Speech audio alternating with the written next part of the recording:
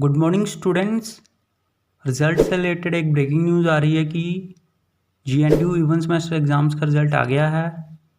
तो जिन जिन क्लासेस का रिज़ल्ट आया है वो हैं MSc chemistry USHS 4th semester, master of arts in political science 4th semester, master of technology urban and regional planning 5-year integrated programme 2nd semester, BSc B.Ed 4-year integrated course 8th semester.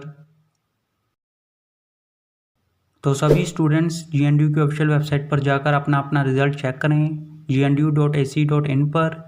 All the best सभी students को। उम्मीद है कि आप सबका result बहुत ही अच्छा आया होगा और सभी स्टूडेंट्स पास होंगे। तो जैसे ही किसी और क्लास का या फिर किसी सेमेस्टर का रिजल्ट आता है तो हम आपको बता देंगे।